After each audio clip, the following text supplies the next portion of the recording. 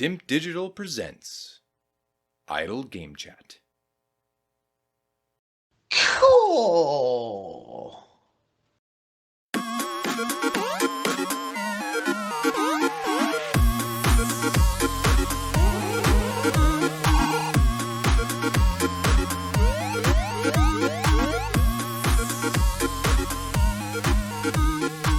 Hello, apps here from Dimp Digital. Welcome to Idle Game Chat. This is the weekly video games podcast where we give our impressions of the games that you can play today and react to the latest news from the wonderful world of video games.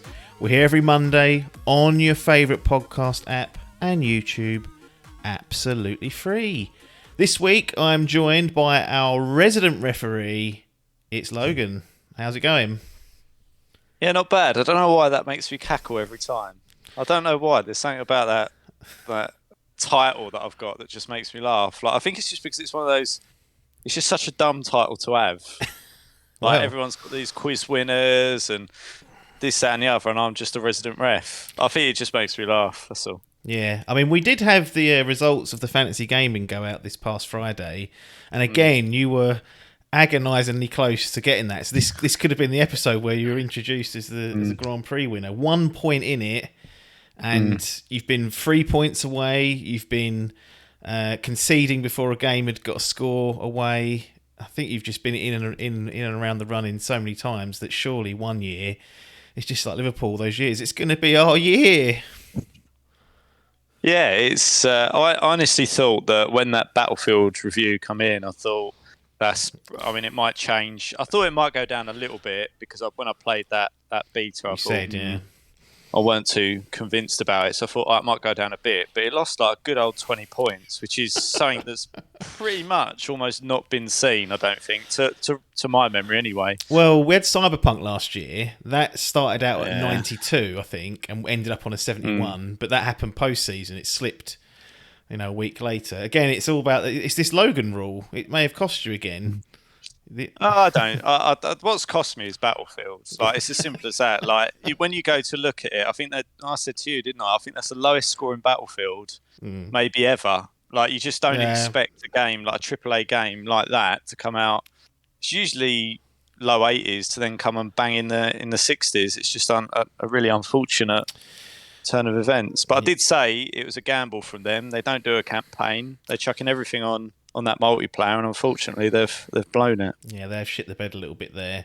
And yeah, so guys that want to listen to that, it's under the guise of the bonus stage, and there's on the social media there's the full results and some stats posted out.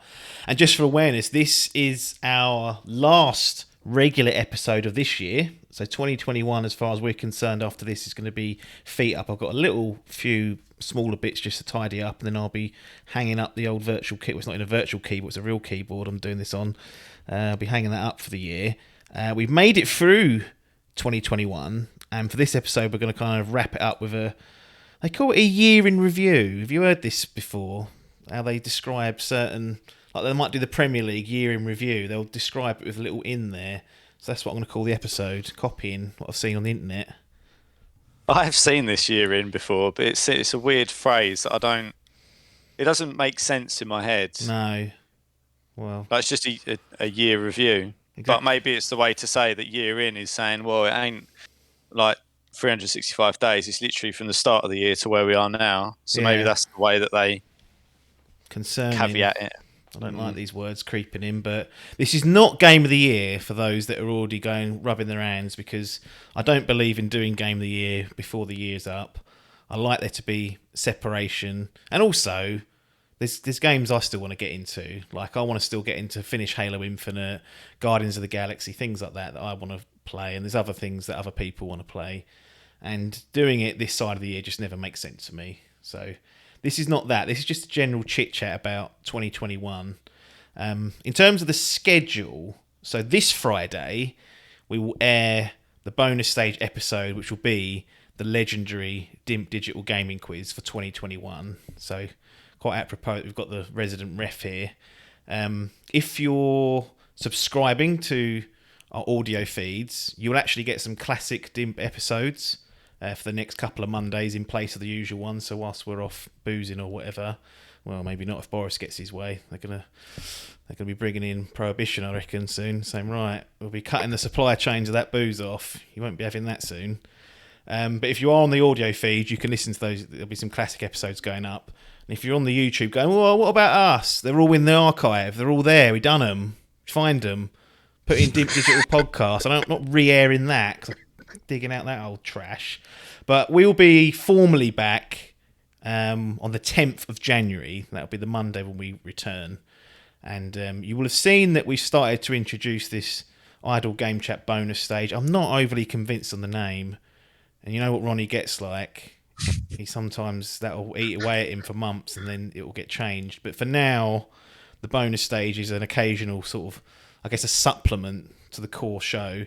And going forward, that's where you'll find the Fantasy Gaming League updates, the yearly quiz that we do, the draft, everything like that will go in that. And this show will try and be more focused just on the news and some game impressions. Mentioned that we had the Fantasy Gaming League results air on Friday, so you can go and listen to that, watch that, or read up on that on social media, what the results were. Parky was victorious in the Grand Prix, and the coalition, leaderless coalition, which was Adcock, Paper and Hall, beat Biff and his team. Paper will be taking on Parky next year in the championship. He was the highest scoring Grand Prix team member of the coalition, so it had to be someone from that team. Hall and Adcock absolutely blew it, didn't even get 10 games out. Paper is a former champion, getting installed to take on poor Parky, who's nice guy, innocent, and he's going to contend with that mouthy fucker. We'll see if Paper has got some remorse for his ways, because it cost him last time. He's already in the chat saying the champion is back, so I mean, clearly not. So Parky's going to have to deal with that. Turned up to 11 as well, I suspect. Yes, absolutely. But no, let's get into a bit of a recap of the year. So this is the last episode of this year, so I've brought some bubbly along to open and drink live on the air, so I'm going to do that now. But I thought it would be interesting. I'll get this in my eyeball if I'm not careful. There we go.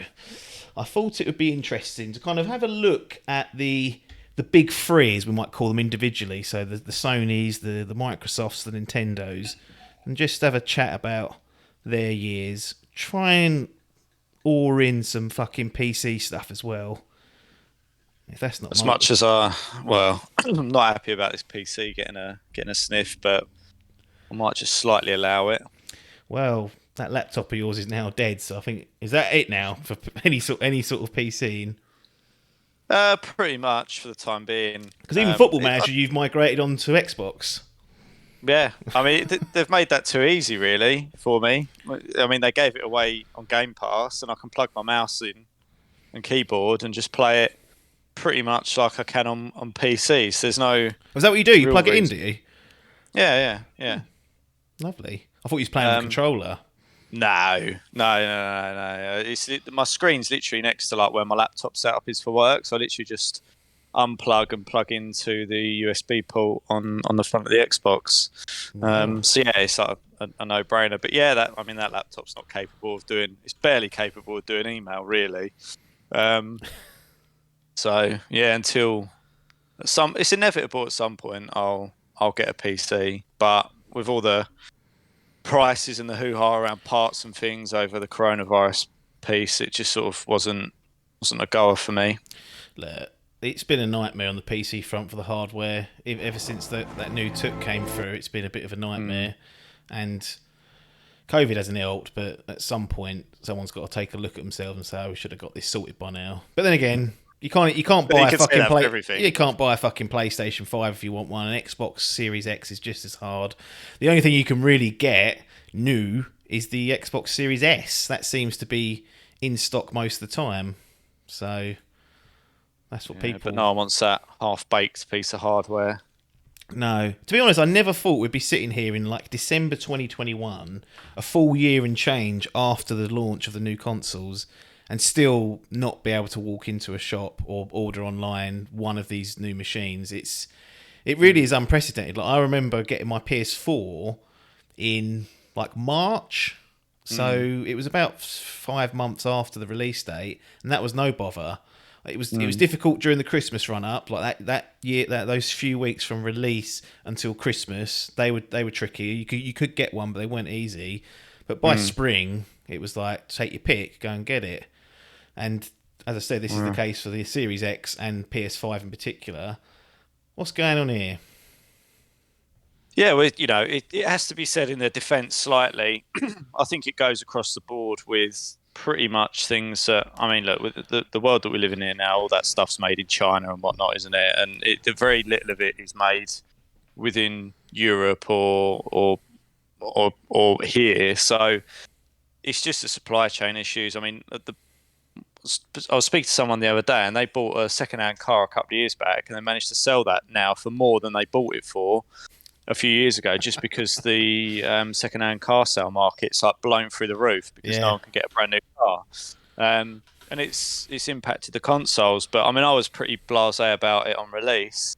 I was just like, yeah, and there'll be the initial like out of stock, and then Amazon will have them like hotcakes. So it won't be an issue getting it. But I was wrong, and then it got to a point where I had to employ an agent to locate and find them for me to be able to get my hands on them. So yeah, it's bizarre. It really is.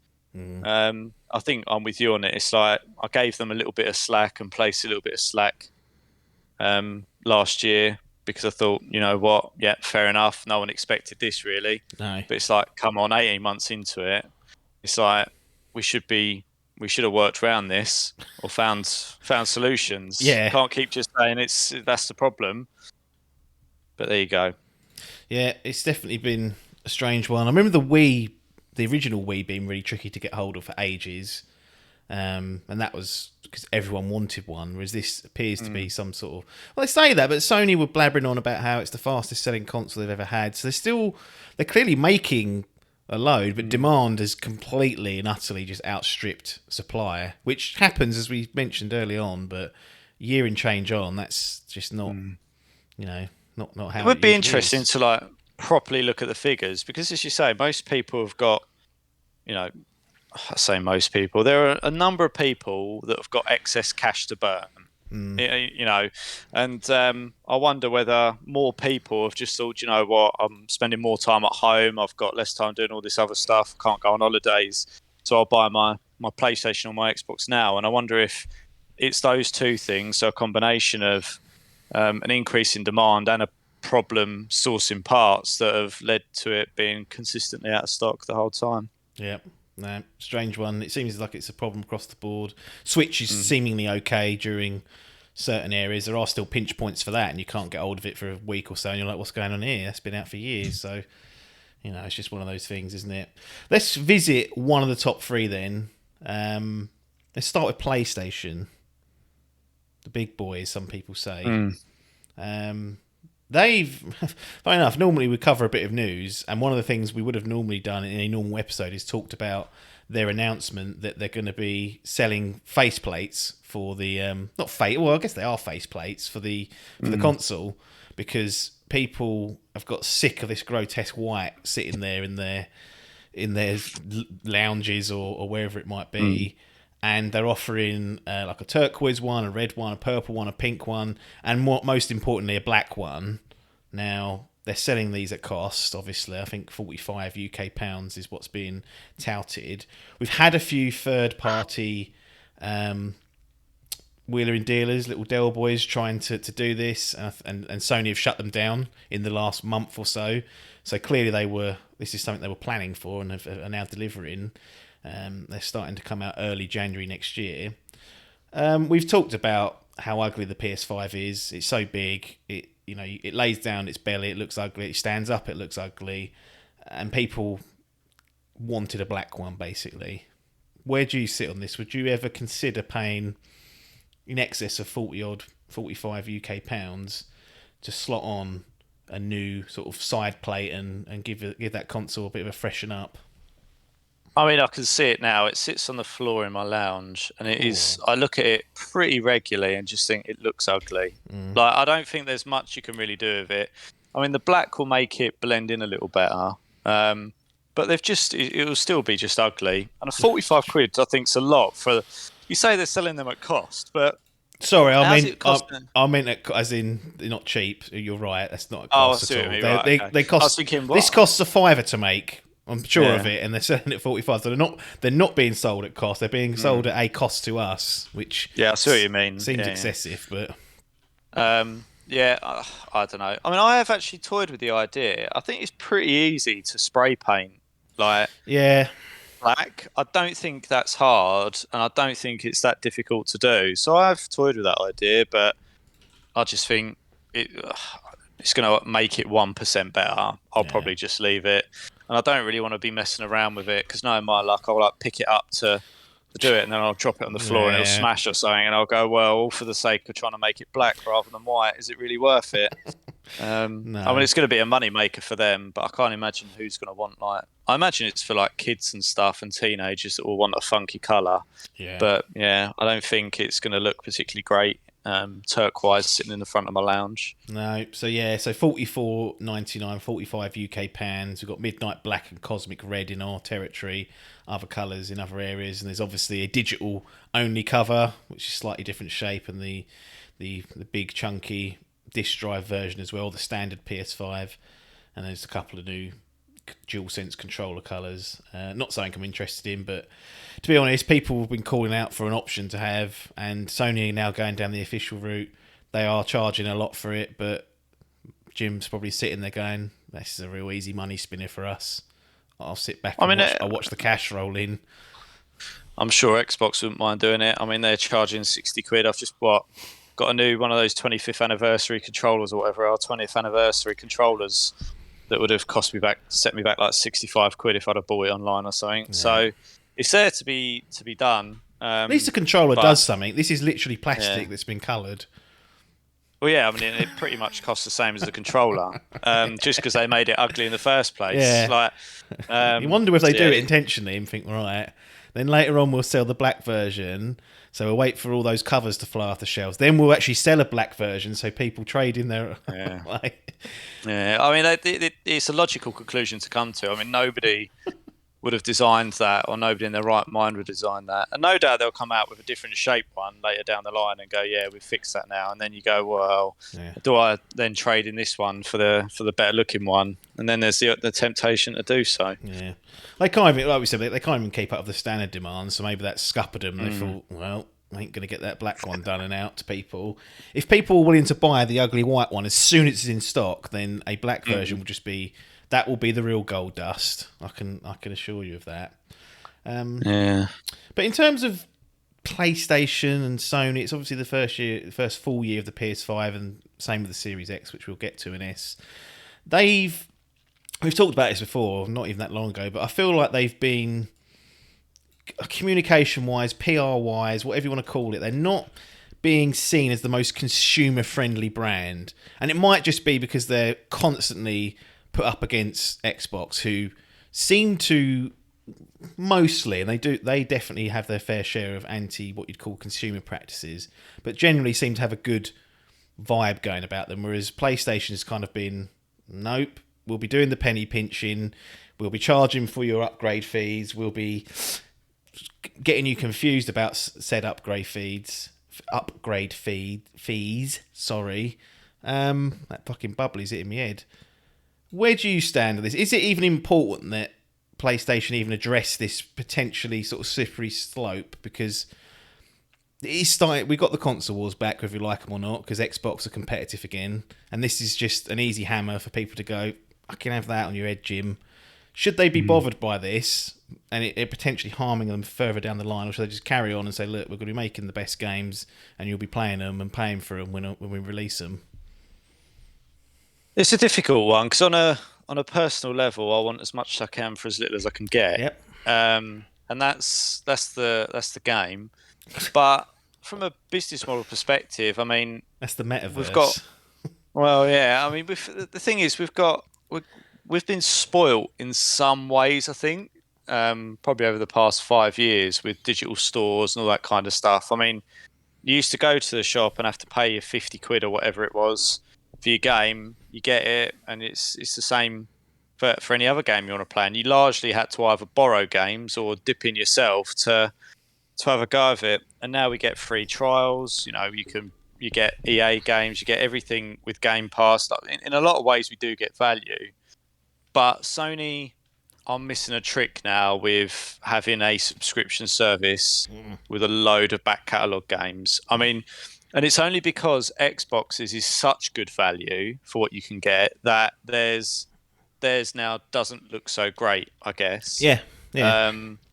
But it's just, I guess it just depends what sort of business model they want to go down. I mean, we don't have the numbers behind how profitable Game Pass is, and it might not be. It might be a loss leader for them or something. Sustainable, Phil said. You didn't use the word profit. Sustainable means acceptable losses in my eyes. Up to either breaking even, just losing a bit of money, or loss leader. Yeah. But basically, they've decided they can continue with that. Obviously, PlayStation feel like, for whatever reason, they can just not have to do that. Although, that being said, I saw some news of late that they're reconsidering that position. Yeah. I mean, I just think from a business perspective, surely to have a back catalogue of your games down to even to PS1 and just say it's all there if you want to play it for a small monthly fee, commercially is a bit of a no-brainer. Like, and Xbox cottoned on to that some time ago. But I think it's just one of those things, isn't it? When competitors start offering certain things and certain value, there is a pressure on the other to try and do their own version or to do something that gets near that. And I think PlayStation should, in the interests of their commercial proposition and for the consumer, offer that at the right price anyway. No, I doubt that PlayStation could offer it for something as cheap and inclusive as what Game Pass does. No, it's they're a bit stitched up. I mean, yeah, you're right to call out the rumour about the subscription, because they seem to be. And again, we don't know we don't know anything. We're just regurgitating an article that Jason Schreier wrote and his inference on what the information he's got. So his opinion that it's a Game Pass competitor could be incorrect. It may not be internally positioned like that. It might just be, let's just improve our current offering. We can't be giving away these games day and day, at which point my argument is it's not a competitor at all, it's a different league. If Jim comes along and charges the same price for said service and doesn't have that, then it's going to get directly compared and crapped on, rightfully so. But they seem like they're sort of in a bit more of a traditionalist model, and that's fine. But I'm interested to see what they do with this Project Spartan, I think it's called, to see. And ironic name. Yeah, I know. Yeah. Absolutely. And to be honest, they are changing, because we've seen, and we even spoke about this last time, well, maybe not last time he was on, but another time when you was on a few months ago. There's games coming to PC, not day and date, but they're now looking at that market saying, look, it's been a couple of years, it's bung stuff on there. So they're looking to widen their horizons. They're no longer saying the PlayStation is the only place that you can ever play these games, which is how it's been since probably PS3 days, and even further going back than that. But that shows some promise that they're at least willing to try different things, because there's no point keeping 3-year-old games on a PlayStation when there's a market there of PC gamers that will happily pay 40 quid for it, a few years later. It doesn't make any sense. And if that money can then be pumped into making a better offering for the PS5, then I'm all for that at the end of the day. Yeah. I just think they've got to be a bit smarter commercially, I think. And them being smarter commercially gives more options to the gamer. Yeah. But I think they'd probably go something like 15 quid a month or something, and it wouldn't have as much as depth as what the Game Pass does, which I think maximum Game Pass Ultimate's like $11.99 or $10.99, I think. And you get all the EA games. And to be honest, to be fair to PlayStation, I don't think they could get near that. I don't understand how Microsoft do it. I do, because they're Microsoft. But it's still, in terms of it is, and that's the problem. It's such crazy value. It's ludicrous. To expect another console to do it is a big ask, I think. It feels like something that Microsoft could do, because they've got that PC market as well that they can offer to. They've got so many more advantages. But I just think even if they had something that allowed people to access a back catalogue, I think that would be a good starting point. Yeah. Absolutely.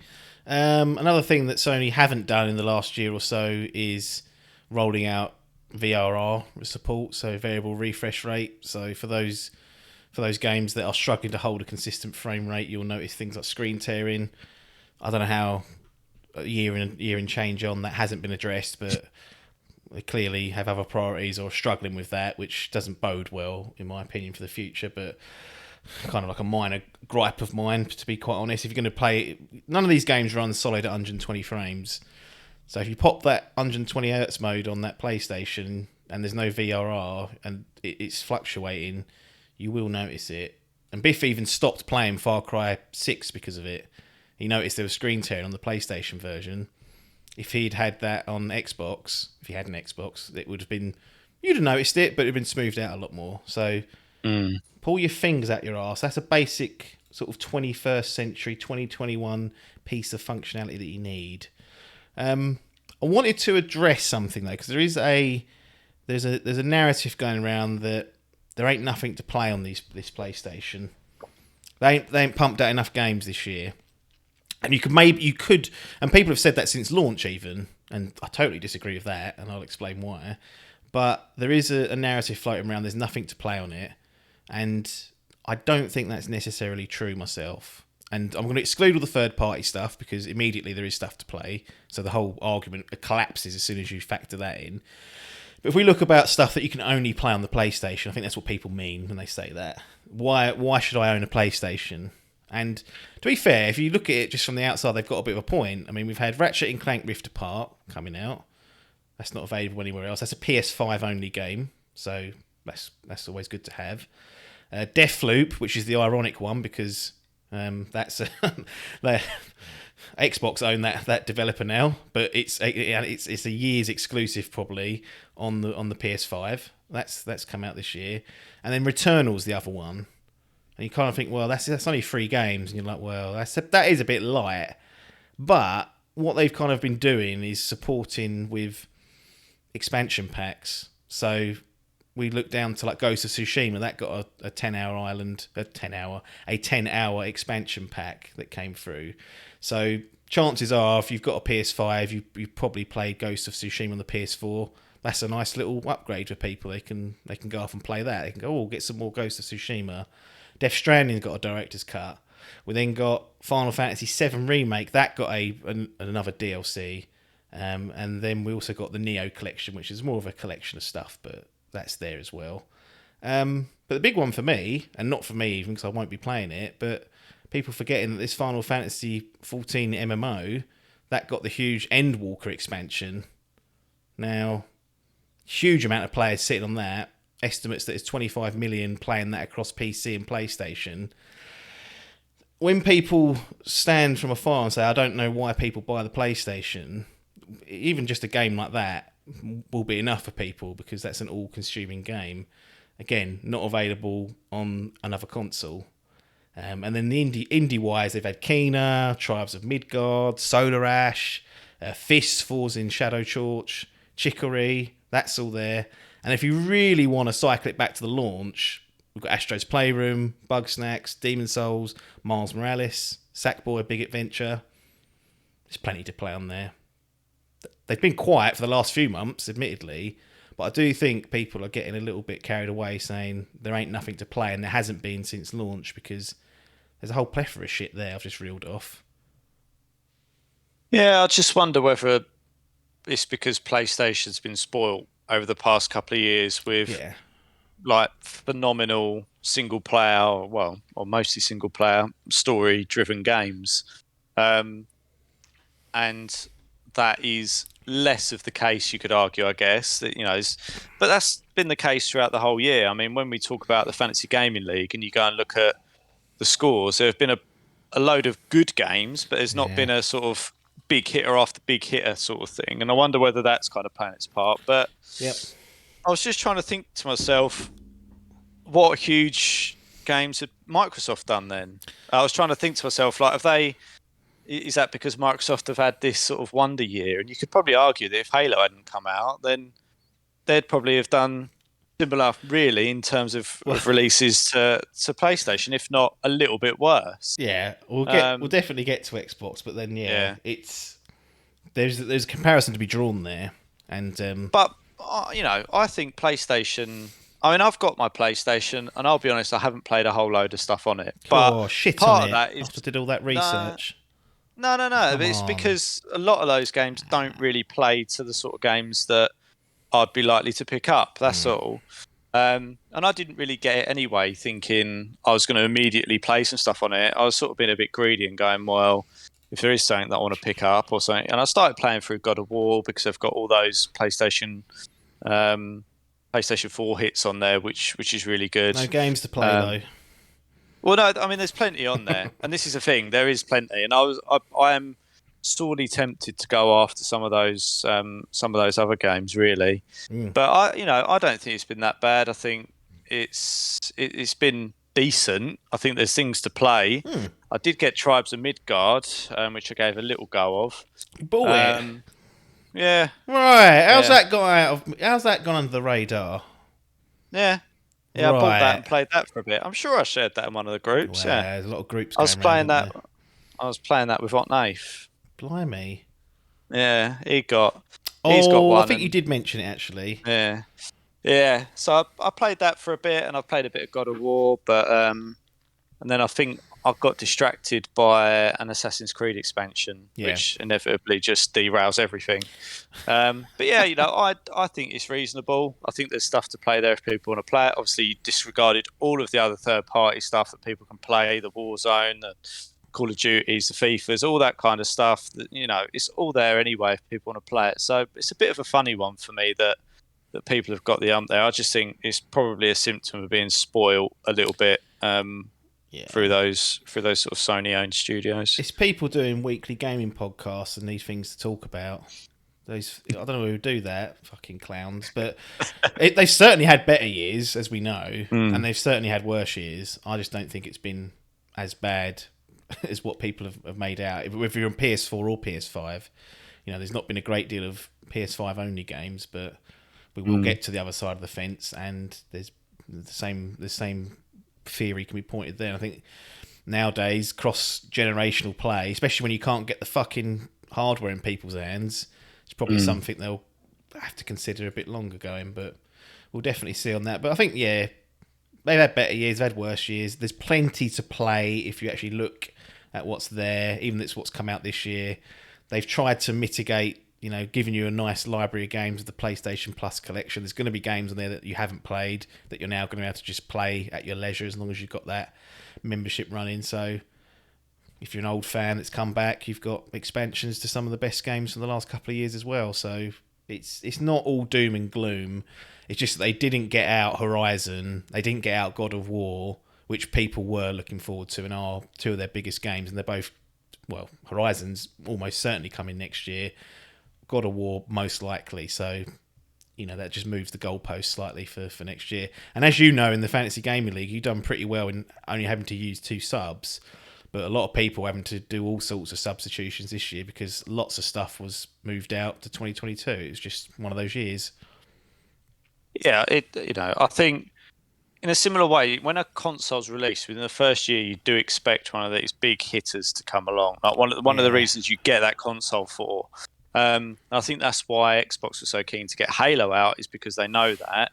But PlayStation, unfortunately, haven't been able to get what they'd probably class as one of their big hitters out. And I think that's probably where that feeling comes from a little bit. Is there is stuff to play. There's been some good games released, but they didn't have one of those sort of 95 out of 100 games or whatever, or not like mid-90s that you'd perhaps expect or we've come to expect. Maybe that's where that feeling comes from a little bit. There's nothing that's sort of standing in their mind going, that was such an insane experience. Yeah, that is part of it. They set such a high bar in the last sort of 3 years that you expect one of those every year. And Ratchet and Clank's great, but it's not in the same. It's not top tier, as I would describe it. Let's leave Jim alone now because I can feel he's not happy with us. But Jim, this is what happens, mate. Unfortunately, you've had an all right year, so don't believe everything you read in the old rags. Let's jump away from typical consoles and go into Nintendo just to just to spice it up a little bit. I need to figure out, what is your Nintendo situation? Have you got a Switch? Yes. Yes. Have you tried? You didn't trade it at all, have you? You've always had it since for a while. I'm not a console trader. No, I didn't think that. It's that paper fuck that kept fucking trading it. I think Dave traded it. I was like, what are you boys doing? And they got back a light, one of them, and I was like, come on. It's there if I want to play it, basically. That's the rule with it. Yeah. It's I've been disappointed with the Switch this year, which actually when we look at the facts is maybe unwarranted. But there's one thing that really bothered me, and it's I got sucked into this hype that there's going to be an enhanced version of the Switch coming in terms of like a Switch Pro, something that's going to enhance the TV experience, because that's primarily how I'm playing the machine. Yes, it's a handheld, and yes, it's incredible, really. You can play all those games in handheld mode, but I just prefer that TV. I've got a fucking OLED sitting here. Let's make use of it, shall we, instead of these little screens. And when that didn't happen, and when what happened instead was this Switch OLED, all the wind got sucked out of me pretty much from Nintendo. I was like, oh, for fuck's sake. I've got to wait another year another year and more probably, until the dream of having something that's, I feel, going to make use of the TV I've got comes to fruition. So that did hurt me, that we didn't get a Pro Edition. Then the other kind of big news item was this expansion pack for their Switch Online service. Now, I don't know if you subscribe to that. It's not particularly expensive, 20 quid a year. But they've added this expansion pack on, which adds backwards compatibility to Nintendo 64 and Sega Saturn. It's come at cost. It's come at another £20 to £30 a year. So it's one of those things that hasn't helped people, and they've not seen great value in that. Have you even switched on your Switch this year? I don't mean that to be... Some people think I wind them up on purpose. Like I go after the green bloods and I go after Nintendo too much. But I'm just genuinely asking the question because I can't think of what you might have played on it this year.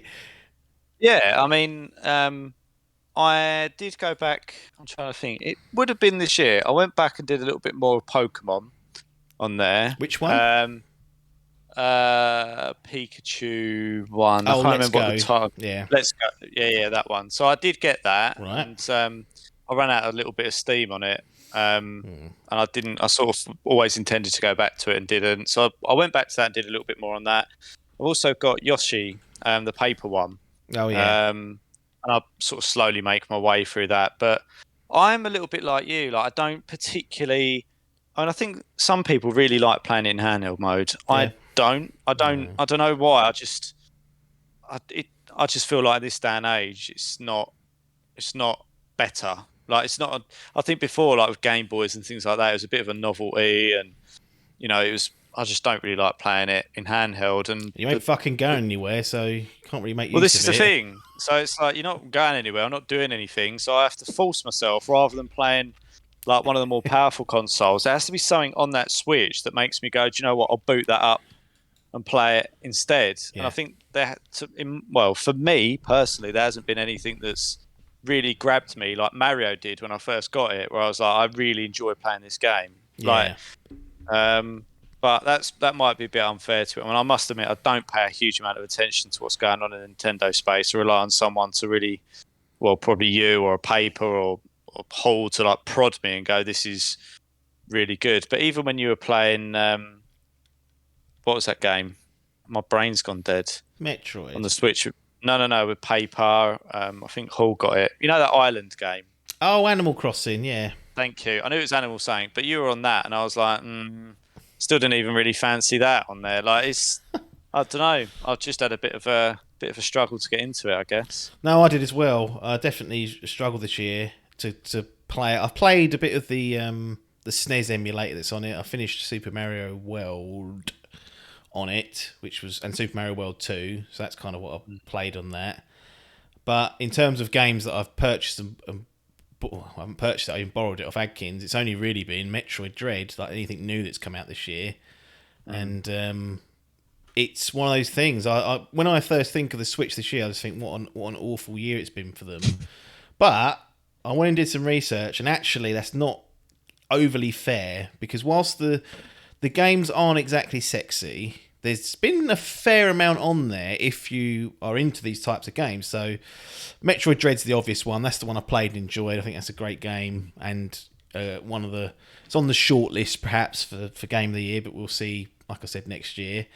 Earlier in the year we had Monster Hunter Rise. Now, I had only just played Monster Hunter World earlier this year, put 90 hours into that, funnily enough, on that bloody PlayStation, and wasn't up for playing a new Monster Hunter because it's an all-encompassing, draining game. Like, you need to put a lot of time into that. But that's been an exclusive on the Switch, and it's coming to PC next year. Then you've got some turn-based with Shin Megami Tensei 5. You found that on your Fantasy Gaming League. That's doing well with the fans that like that. Monster Hunter Stories 2, Wings of Ruin. Again, another decent score for that. New Pokemon Snap. Not my cup of tea, but there again. Bravely Default 2. No More Heroes 3. Famicom Detective Club. Miitopia. Mario Party Superstar. So that's already more than the Xbox and PlayStation combined. That's not even everything. That's just some of the stuff that I picked out and was like, oh yeah, I forgot that came this year. And what I've discovered is that if you're into even half of those games, you've had a good year on the Switch. But for me personally, I'm just accepting the fact that I'm in Nintendo land for the Marios, for the Metroids now, for the Zeldas, and maybe another one. Maybe like a Luigi's Mansion, maybe something like that. But I'm kind of just there for their marquee, absolute big guns. And anything else, maybe I'll try. But generally, I'm not interested in playing Shin Megami Tensei 5, for example. Great games it might be in its genre, they just don't appeal to me. So what I've discovered is that a lot of the games that come out on the Switch just don't appeal to me, which is fine. But I can't sit here and criticise them and say they've had a shit year when actually there's been a fair amount on there. It's just that it's not been to my taste. Yeah, and that's definitely how I feel about it. Apart from the fact that I think, I bought a new monitor this year that I want to do gaming on and stuff like that, and I just don't feel like I'm getting the maximum out of it. That's when I'm playing the Switch Fire. Yeah. Like, that's always there in the back of my head, going, this could Yeah. be better in some way. Or if I was playing this on an Xbox or PS5, it'd be a much nicer, smoother experience. I don't know. I think I've always got that lurk in there as well, which kind of bothers me. I don't know why. I just feel like it's a previous gen console now to me. Like, that's how I feel about it slightly. Yeah. Which is unfair because you shouldn't.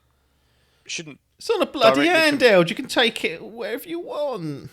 I mean, everyone said it was a handheld console, but really they said it's a like a console that you can take with you. Like, they didn't position it from memory, but round that way. We know you have to take the lowest common denominator and apply those because that's what it's got to work on. Yeah. So in my head, you're right. When I first got it, I was like, "Oh, this is really cool. This is a console I'm taking with me."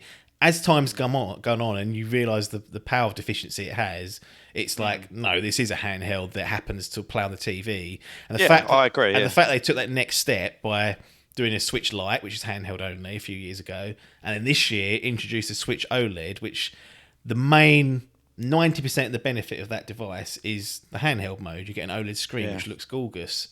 So it's clear that it is a handheld device that happens to play on the TV. And I've readjusted my brain, or tried to readjust Ronnie and tell him that. He still don't like it. But I said, look, you're going to have to suffer through it, mate. And he's like, well, we won't be playing anything on it. And I was like, well, that's fine. But that's the way I think if I could, if it was a little bit, had a bit more grunt behind it, and I could kind of, in my head, I was thinking about this the other week, actually. I was like, if they could make it more usable like a tablet in some form, and I could substitute my tablet for a Switch in some way, and that kind of becomes, so I could go, do you know what, I'll play a bit of Pokemon and then just quickly switch out and go YouTube, or quickly switch out and go Twitch. Do you know what I mean? I think if that, I mean, it's pie in the sky stuff, but I was like, that would make it so much more viable as a device I use more regularly in my life. But I've actually got to, I mean, you could argue I can go and watch YouTube on it, but it's a smaller screen than my iPad, and I don't get the same resolution that I get. I don't be trusting it to stream stuff either. I don't know why. I've never tried it. It's completely. I also can't pair my wireless headphones with it, which is a big mark against it. So they did introduce Bluetooth just this year. So I don't know when you tried that. it may have been before they introduced that, but it's worth revisiting that if that's the case. But it wouldn't surprise me if there were certain devices that don't work with it, because it's just been one of those things of that console. We moan about the VRR not being there on the PlayStation. It's like, well, we've only just had the ability to connect some Bluetooth devices into our handheld Switch. And so it's a little things like that where I think if they just made it a bit more appealing in terms of I could actually immerse myself, wear my £300 headset with, you know, my gaming console, like I don't know. I just think there's a couple of things that they could do to make that a bit more appealing. But then when you're chucking out the games that, I mean, if you're getting it for games, and you can't really complain on that front because they're there. But it's a shame, I think, that I don't use it anymore. And I do look at it. It sits on my cabinet, and I look at it almost every day, thinking that is a shame that that's sitting there. But I'm similar to you, and I knew when I got it anyway, I'd get it for the Pokemons, the Marios, the Yoshi.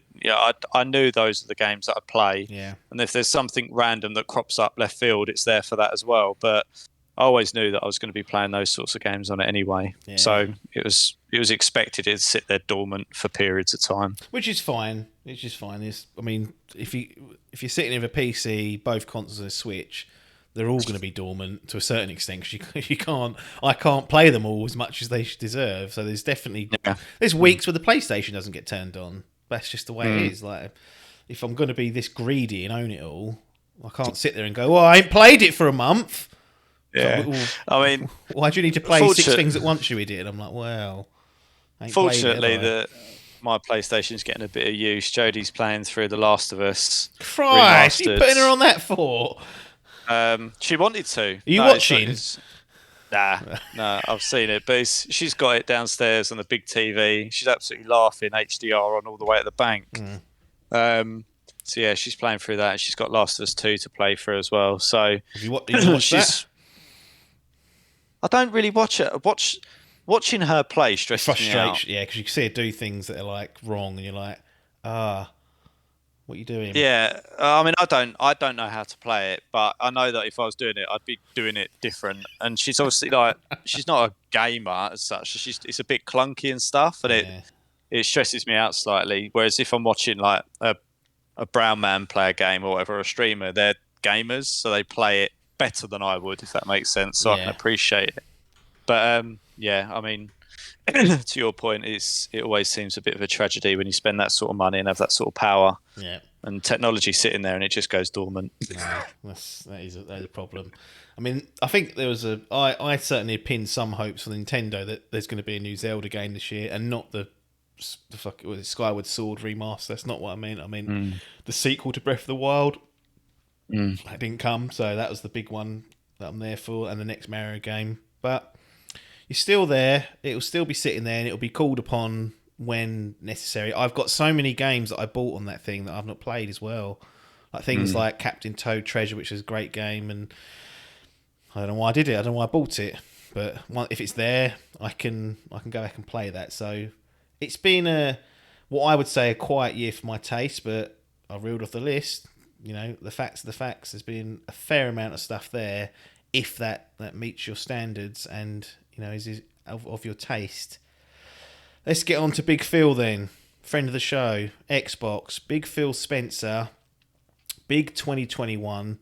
I feel like generally, and I mentioned this earlier when we were talking about PlayStation, because they're sort of the opposites, that Phil and the Xbox crew have had another good year PR-wise. They did try and ramp up the price of Xbox Gold at one point. I remember that being announced, that it was going up to like, I can't remember what the price was, and people went, oi! And then they went, all right, we ain't doing that now. So clearly Phil wanted a bit of cash there, and then that got shut down, so he's had to rethink that strategy. But the broken record's coming out again. But I think really the big story has been Game Pass in 2021, and I don't know if it's been highlighted as much as it has this year. It certainly feels like in my head that there's been far more positive reception towards Game Pass. Maybe more people are discovering it. Maybe they've just had a better year in terms of the products they've been putting on there. But unquestionably, if you're if you're measuring this in terms of best bang for your buck, it's in a league of its own, and there's just a back catalogue of stuff on there, always something to play. So why do you feel like this year perhaps it's getting credit it should have got a few years back, in my view? I've been banging the drum a few years saying it's great, all their first party stuff's on there, but I can't put my finger on why this year it feels like it's been a big step forward for them, and everyone's like taking notice now, going, fuck me, look at that. I think this sort of encompassing EA into it is a big win for them. I think that's even just for those 10-hour trials. It's ridiculous. Honestly. Battlefield's on there. Am I correct in saying that for 10 hours? Can you play 42, yeah. Yeah, 10 hours. That's what I you need one to find out how poor that is, and you can go, I'll save myself the hassle of buying that. Well, and this is the disadvantage they've got. But yeah, it's it is. There's value there every way you turn. I think the fact that I'm pretty sure Sony did this as well, but you can play things like Fortnite, Rocket League, and stuff without. They made that change, didn't they? Yeah, they did. That's again one of the sort of link to the Xbox Gold. That was a positive change that came out of it. Is that went no longer did you have to have Xbox Live, which Sony had been doing for a little while. But again, I always say all's well that ends well. So they got to the right answer eventually. So well done, Phil. But yeah, they had Outriders that come day one onto GamePass, which was a game that we've discussed before. But the fact that they've got these sort of games coming straight to Game Pass is, yeah, it's ludicrous, really. I mean, for me, 3 games that I've started playing this year on that Xbox: Football Manager. I've got Battlefield that I played through the EA Access Pass. I could play Forza 5. Yep. Horizon. Yep. This is what I mean when you start reading it off. Like it's ludicrous, and you didn't have to go to a shop or fork out, $60 for a game. It's there, ready to play and download. And now obviously Halo, it is incredible, like really. And as I said, we've said so many times before, even if you spend the top whack on it every month and you play one game a quarter, your quid's in. Yeah. And that's the reality of it. That's all you need to get out of it is one game a quarter. How are you paying for it monthly yet? Have you still got time left on an old membership? Like I'm pretty sure, yeah. Yeah, I've still got time on old membership. So you're not paying like you would Netflix, where you're paying 12 quid a month or whatever it is. So I'm in the same situation as you, where I paid for it on the cheap for like 3 years. I maxed out the time it let me stack. I re-upped it a few times, kept it topped up. They've kind of slowly removed that exploit over time. There's less and less opportunities to do that. So there will be a reckoning one day when Phil's going to come to us and say, right, you've had your little playtime, for years, paying like a fraction of the normal price. Hand over that £12 per month. And I feel like at that point I will have a decision to make, because that's a completely different proposition to me. I'm still living in the honeymoon phase, as are you, where we've already committed a small amount of money in comparison. But when Phil comes hand in pocket every 30th of the month and says, right, 12 quid please, I do wonder whether my perspective will change slightly. Yeah, I mean, I'm pretty sure I can't have long left. No, like it might even be like 1 or 2 months left. Like it's not long. But I've already thought about this, and I've got Amazon Prime, Netflix. Yep. I've got no objection to £12 a month, and it doesn't even have to be that much. That's for the ultimate. Yeah, so that's true. For the EA piece. So it can. I think the usual one's about £7 or £8. Yeah, I think £8 a month.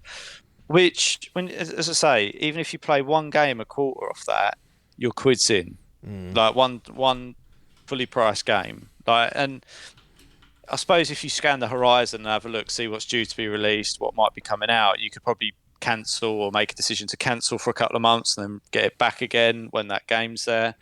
But yeah, I mean, for me at the minute, my game is going to be Football Manager. And that was something that would have cost me 40 quid in the store. That's, I've basically got 3 months I can play that and still be quids in. Yeah. And it's just, and I'll still be playing Halo. I've still got the campaign to sort out, so I'll need it for that. But yeah, I mean, it is insane. It really is. There's no need to go out and buy Xbox games. No, I can't remember the last Xbox game I bought. Like, no, the only thing I bought on the Series X since I had it is Creed. That's because Phil didn't put anything out day one, so I had to buy a fucking Ubisoft game to make. Yeah, that's what I did. Yeah, sorry. So yeah, I bought Creed. But that was last year. That wasn't this year. In fact, I've got a little money total of what I've spent this year. I've tracked down my transactions across different platforms, and I'll go through what I've paid out for, and it's an eye opener in some ways. But yeah, so I just checked. So 10.99, 11 UK pounds in true currency for Ultimate, and then console only is £8 a month, £7.99. So the PC version of that also is £8. So if you've just got a PC, we keep talking about Xbox, but it's a great value for PC players as well, because everything's coming day. Most stuff's coming day and date, and you're getting little extras like Age of Empires 4 on the PC side of things. That's not on console yet. We had Gears Tactics also that went on PC first and then came to consoles later, because they're RTSs at the end of the day. They just work better with a mouse and keyboard. I mean, it really is just ridiculous how good that is. And it does, in my opinion, cover up some of the shortcomings, which is fine, because I feel like the positives from Game Pass usually outweigh the cracks that I identify. Like, if this was Sony and they didn't have Game Pass, you'd be like, right, what are you lot doing over there? Like, what are you lot doing? So they're under... Sony are under pressure just to produce and keep up appearances, because they haven't got this service that you can just go, we haven't got anything for half a year, but we've got Game Pass, and that will carry them through, absolutely. In terms of the games I picked out, so Forza Horizon 5, I think it's the highest rated game of the year on OpenCritic, so didn't get nominated for the Game Awards as we discussed that year. Yeah. People call it snobbery, but then I'll say, where's the F1's nomination? That's the best motor racing game. People go, it's just a motor racing. I go, got ya. Catch them out with that one. I could go as far and say it's the best F1 game, the real genre, really define it down, but I wouldn't go that far. Anyway, Horizon 5's on there. Halo Infinite, which I'm playing through the campaign, decent. Good, much better than the last two entries, so can't complain at that. And then, funny enough, I actually put on there Football Manager 2022, because that's a console exclusive. It's not on any other console. It's on PC and Xbox, and you've got an edition for that. And then we had stuff like Microsoft Flight Simulator that was on PC last year, that came to console this year. In terms of like indie games, we got Moonglow Bay, we got Artful Escape, 12 Minutes, The Gunk, which has just come out. It means not all these are reviewing great, but they're still there. And in the service, The Ascent, Sable, all included with Game Pass as well. So there's plenty to play again. But we look at the schedule. To be honest, if you look at the output of those studios, it's been barren for the first part of the year. They've really haven't had a lot to show off. They didn't have anything at launch, which we criticised. I think was still just looked crap. Like, if you haven't got a game out of your own studios to come out. But as I say, all's well that ends well. We got Halo Infinite in a decent state at least this time round, so that's worth having. And they've had a really strong finish to the year. They've kind of slow off the mark. Not really had a lot. Game Pass carrying it, and then this last couple of months we've had Forza hit, Halo hit. Can't really complain at that, can you? It's unfortunate the way that I'm sure that Microsoft would have liked to have spaced things out a little bit better. I mean, my gut feeling is that they busted their arse off throughout the year to try and make sure Halo come out this year. Yeah. Imagine what that would have been like if it came out last year, like it was supposed to. Oh, I mean, the thing is, it's in such a good state, really, that it's difficult for me to imagine it being in a poor state, if that makes sense, which I guess is kind of credit. And I always say, and I'm pretty sure we've always said on this podcast, is we'd rather have it delayed and not come out as a bag of shit. And they've gone and done that, and they've released something, a few niggles and issues, but largely everyone's been really positive about it. So yeah, it's as you say, all's well that ends well, and I don't think you should use Game Pass as, if it wasn't there, then it looks shit. Well, they've got it there, Yeah. and that is something that you can say that they've got there, and that people can continue to play games at good value whilst they aren't churning out anything. And True. Yeah. I'm pretty sure I'll be right in saying they've gone out and bought up a load of studios. Yeah. Well, got Bethesda, which is, the next Skyrim sequel will be exclusive to Xbox whenever that comes. We've got what's it called? Starbound. What's it fucking called? Yeah, but it's in the. Well, that'll be a spoiler. God. How can I not remember that? What's it? Starfield. Fucking hell. Yeah. Well. Todd Howard going what's mental. Starbound? Is that a game? Yeah, that's a game Paper got. Yeah. Actually, that fucker told me about that in early access. Oh, this looks really fun, this Starbound game. I was like, all right. And then it was his birthday. I bought him it for that on Steam. Cunt didn't play it. Barely touched it. And I thought, right. What are we doing here then? Yeah. But yeah, you're right to say that I've positioned it as though they've been bailed out by Game Pass and it's papering over cracks, but that's now part of Xbox. Yeah. That's the option there. So, you can call it papering over cracks, or you can say, no, that's what comes if you want to, as a package to this console. And again, you say, okay, that doesn't come from their studios, but they're making all those EA games available. Yeah. They're making all those trials available for those EA games. They've got a load of back catalogue games. They've got, a huge catalogue of other games that you can pick up and play and download at your leisure.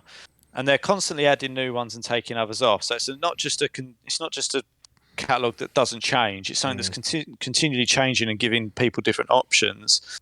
And I must be honest, I think in terms of differentiating the consoles and what's available, I think Game Pass really sets Microsoft ahead in a lot of ways. I really do. So I think, and if PlayStation perhaps had their own version of it, we might not be sitting here with people going, I haven't had anything to play. Yeah, I wouldn't have to convince them. They'd just be like, well, that's fine because we've been playing all this other shit.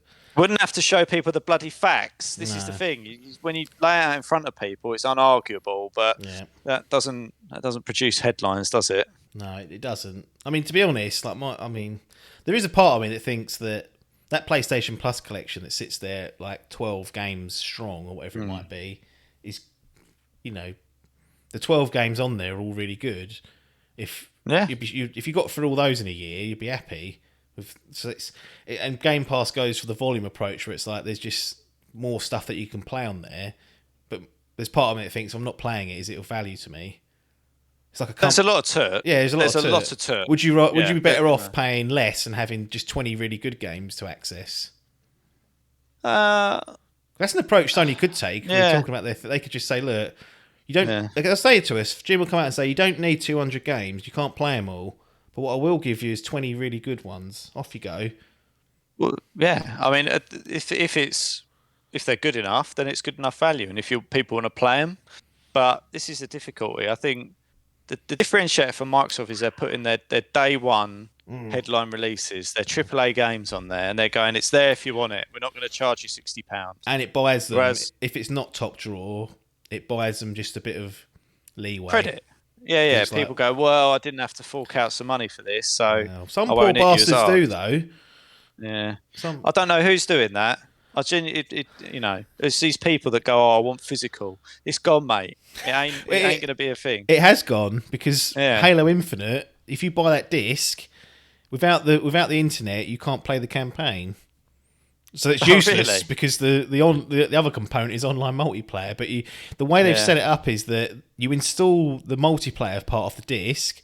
Then obviously you need the internet to play that. But the campaigns is an online add-on. So unless you've got the internet to download that patch, you can't get at it. So some like purists who want physical media to be an option are calling that out, saying that's bad because if Microsoft Bill's not there anymore. Someone at Microsoft goes, right, pull the plug on that shit, take them servers down.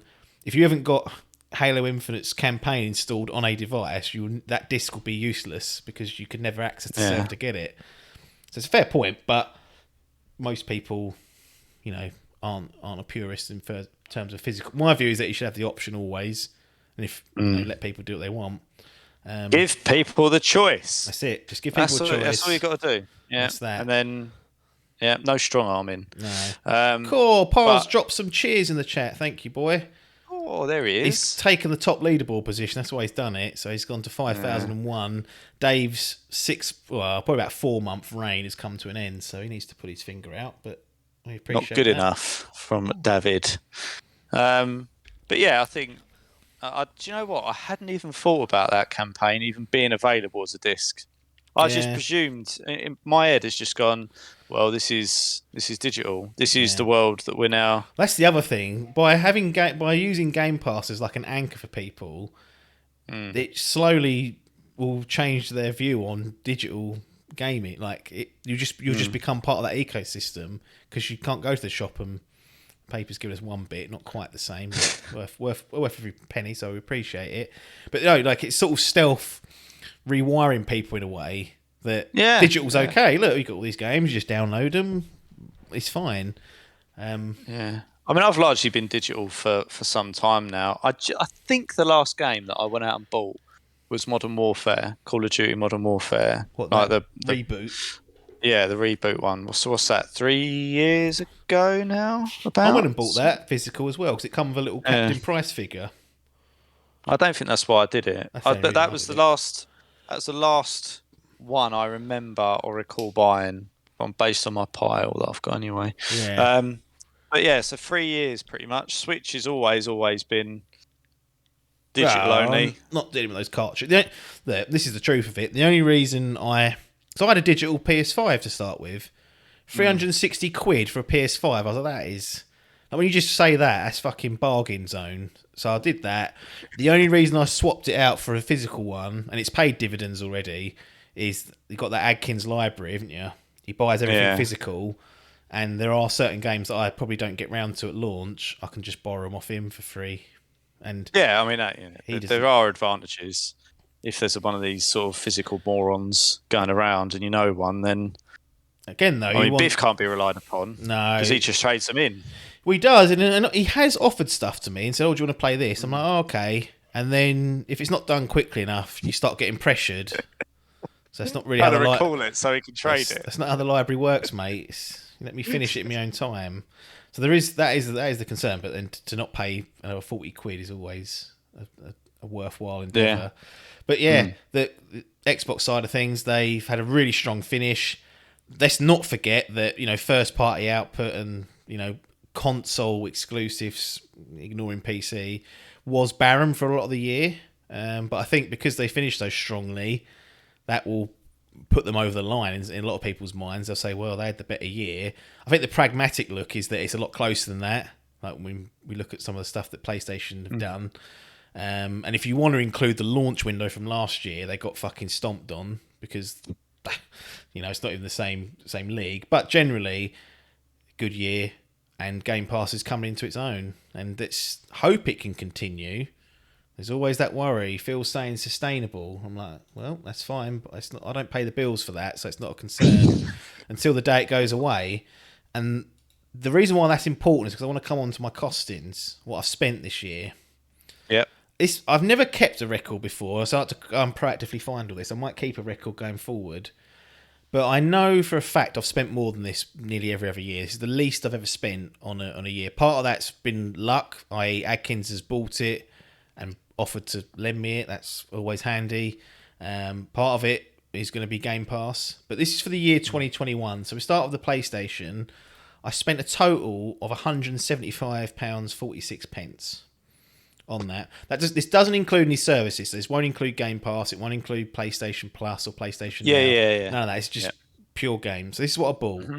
Death Stranding Director's Cut upgrade, £5. I was like, come on. That's a pint for that. I was like, well, I'm not going to play it for another year or two, but I'll do that. Kena Bridge of Spirits, $32.99. Deathloop, $53.99. Hitman 3 Deluxe, went for the deluxe edition, £67.49. What made you do that? Out of curiosity, do you remember? No, I think just because I liked the series so much, and I knew this was like the finale, if you will, I thought, you know what, I'll go deluxe. Go out of a bang. Yeah, I don't usually do that, but that was one time I did. And then Monster Hunter World Iceborne, $15.99. I saw bought on there, which is a record low. Xbox. I was going to say I expected it to be more. Yeah. Well, Adkins has said bailed me out a few times with a couple of games, and he's still offering another one for me to play. And I'm like, okay, I'll do that. Yeah. Xbox. How much have I spent? 0. Do you know what? I was going to guess that, but I thought no, there must be something. No, because it's got to the stage where I just not that I refuse to, but I feel like Game Pass is all nothing almost. Because third party stuff, Hitman for example, Monster Hunter, I'll play on the PS5. Yeah. Not always, but that's where I'll tend to go to because it might have DualSense support or, Adkins had Monster Hunter, which is the reason why I got it on PS5 because he had it on PlayStation, so that helps as well. But outside of that, 0, not a penny spent other than the output for Game Pass, which, as I mentioned earlier, there has been no fresh output because I'm stacked up for another 18 months. Yeah. So Phil's got no money out of me. So I don't know if he is happy or not of people doing what I'm doing, but that's the way it works. Switch, £0.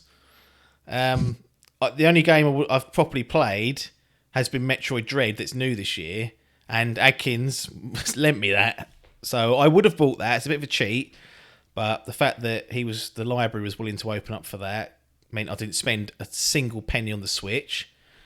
PC, I bought £27.47 worth of content on the PC.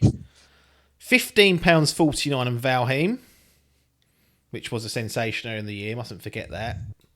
And then I bought Metroid Exodus for £3.99 on Epic Games Store. And then I bought the expansion for £8 or $7.99 on Epic as well after I'd played that. I had a coupon. They give you a £10 coupon every 6 or so months on Epic. That was 30 or 14 quid, the base game. They just released a new ray tracing update for it all, make it look fucking gorgeous. The PC was sitting here. I'd obviously bought that earlier this year, and that was a real good run out for it. But again, £27.47 for that.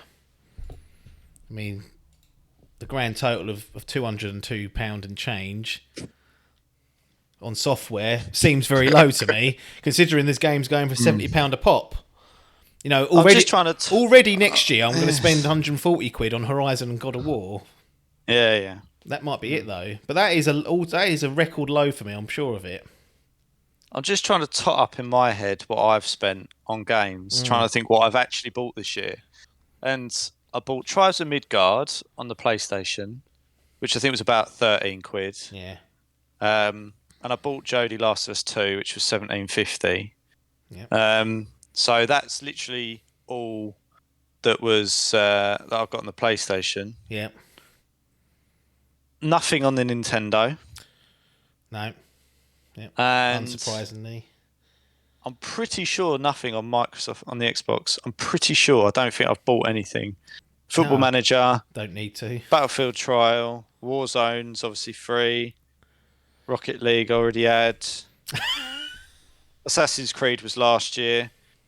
Maybe because I would have bought the download, the downloadable extra last year on that. Yeah. So I don't think this year I've spent under 50 quid on software.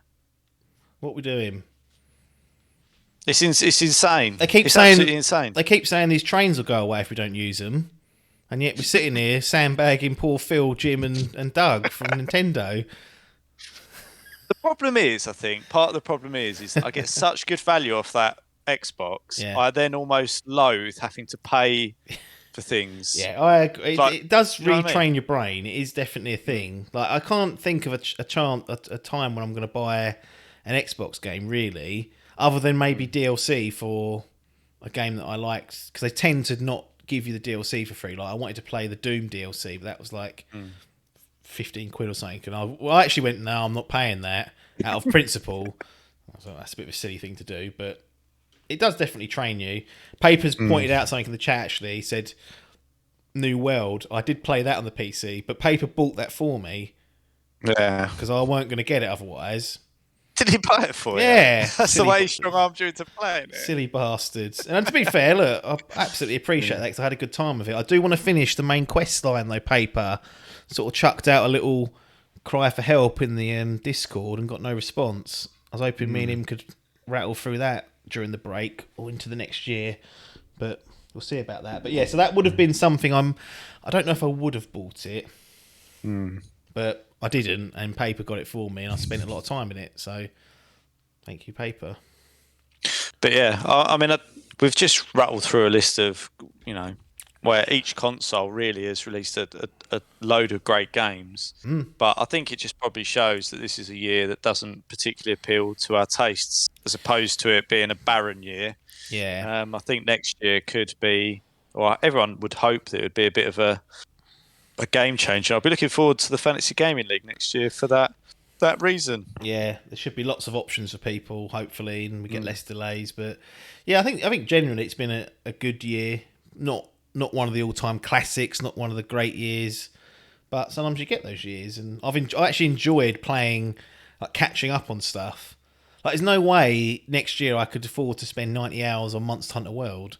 I'll get too far behind wanting to play other stuff. So yeah. I have enjoyed going through backlog games and finishing those off and whatnot. I'm playing like smaller games that I played Last Stop on GamePass the other week. I've got another few bits and pieces lined up for that, and yeah, it happens. What I will say is that I feel like at least all three of the major platform holders are in a good space, healthy, it feels like. Sony PR-wise could do with a bit of TLC, but ultimately I don't give a fuck about all that. That's all, it's all fucking hearsay and Kardashians for the nerds, as someone would say. It's like, it is, isn't it? It's all drama, basically, a lot of that stuff. I mean, there is stuff definitely they need to improve on, but the whole, they're not as good as Xbox. I'm like, I can't be dealing with that. Nintendo have had another good year, not to our taste, but they're all doing something a little bit different as well, which is kind of good in some respects, that you kind of got a little bit of a different taste for each of them. You don't want them all marketing the same, do you? Messing around, so good to have some choice and some variety in there. I've always kind of seen that. I've always sort of saw the Xbox as my generic multiplayer one, especially now that this cross-play with PC broadly and stuff, and you can party up and do all that stuff. It's definitely the one for me for multiplayer. And then I've always my PlayStation largely, other than we spent a lot of time on the PS4 with Destiny, but largely that has been confined to the single player experiences, and I'm fine with that. Like, I don't feel like PlayStation have to become, or compete on that multiplayer front. And I know that's not true for everyone. I know a lot of people do multiplayer gaming on the PlayStation, but that's very much how I see it. And then I've got the Nintendo for the Nintendo stuff. Like, I'm happy that I've got all three consoles for different purposes, and they're not kind of trying to compete with each other necessarily for the same spot. No, I agree. I mean, I'm trying to move away from all that, and I think success for this year kind of demonstrates that. They've all got their own appeals. You can't play everything on every console. You have to pick your battles, and if that means the PS5 doesn't get used for 6 weeks, I'm fine with that. Like, that was completely and utterly my choice to buy all these consoles. I can't physically play them all, and I'll just play what's ready and hot at the time for that particular platform. And with Game Pass pressuring Sony to do better, maybe they will. Maybe they'll bring out the big guns and bring their A game. Nintendo are cracking on, and I feel like these three are doing well at the moment, which is only good for us as gamers, because you want there to be more money poured into them so they can make better experiences for us. And I will shout out the PC crowd, because they're in a great spot where actually nowadays, ignoring day one because Sony aren't going to do that, but if you've got a PC of power, you will be able to play pretty much everything that's released other than Nintendo games at some point during your career. Like, it's, even that's a great platform for those that have enjoyed that. So it's expensive to get the hardware, but if you're into that sort of stuff, you're loving it. Yeah, I mean, you can definitely get the best experience on a PC, and a lot of games I still think are better played with a mouse and keyboard. So yeah, I mean, I don't want to see them. It always feels like there's a bit of an animosity between the PC and the console crowd, and I've seen it lately with this sort of everyone's whinging about crossplay and PC cheats and stuff. Well, that Halo, I saw people saying, right, these PC players are ruining it. It ain't the PC players, it's the PC hackers. Because most of them don't hack it. It feels like if it was just us console players, then you wouldn't have this problem. And there is that argument, but you can't really just exclude them to their own pool and go, well, you lot can just deal with that over there. If you want that, then you can't have crossplay for co-op stuff. Yeah, so it's like the sacrifice. Do people want that? I suppose some people that don't play with people across platforms don't care, but our crowd is quite split across all sort of. Yeah, it is a lazy thing to say.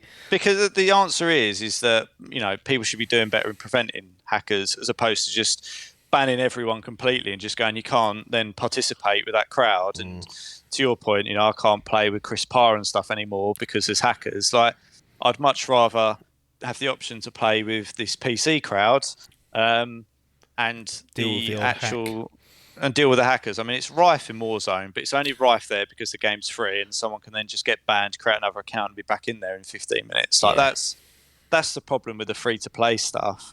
But it wasn't such a big issue in Fortnite. They had better ways of dealing with hackers, and that's what Activision are doing with their Ricochet. But yeah, I mean, that's the answer. They need to do that.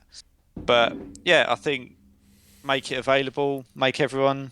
I'm all for everyone having as much accessibility and being able to access and play the games that they want to play. Sony need to, I think, be a little bit wiser in getting their stuff played on PC. But it's getting there. Yep. Just a quick shout out from the crowd. Dave's chucked some cheers this way, so he's now he's the leader again, so that didn't last long for Parman. Competition hotting up. Yeah, and he's also hit his subscribe. He's at 42 months, so thank you for that. And Horde subscribed earlier on as well. So he's done 21 months, so that's always good to see. You can have console-only crossplay, though. Shelley is right on that front.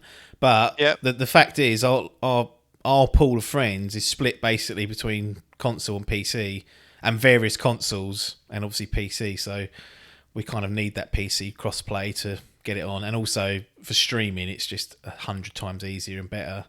So if everyone want to stream something, it's going to be on the PC, and that requires that. But you're right, there is console only crossplay options there. Well, I think that's it, mate. Wrap it up. If we wrap it up, 2021 in the books. Last piece of new. Well, the quiz is coming on Friday, but that's been pre-recorded, so that's already done. We've done that. All our work is done. This is the last bit. I've just got to do a little bit of editing, publish it. Get the old. I would recommend everyone listen to that quiz. Yeah, if people thought that the end of the F1 season was controversial, then you got another thing coming for this quiz. I know some people only watch us live. Maybe I'll post it on Twitch as well, but it gets mucky. Is all I'm going to say with that quiz. Yeah. When there's big rewards, people are willing to go outside of particular lines to get the job done, and it's one of the best. It's close, it's thrilling, it's got ups, it's got downs. We've got Parky as a new competitor, so we get to see how he's going to get on, and there's probably half the answers that I put on there are wrong, so that people can dig out the answers properly for those. But that'll be the last kind of piece of content going on Friday. This is the last original recording we're doing. If you've been listening or watching or whatever you've been doing, subbing, bitting, Patreoning, thank you for your support during this year. We hope that you've enjoyed what we've been up to, and we'll carry on next year. We'll be back with a new Idle Game Chat episode January the 10th, and we look forward to greeting you into the new year. Nothing more for us to say here, though, other than have a good break if you're afforded that break, and we'll see you in 2022. Ta-da!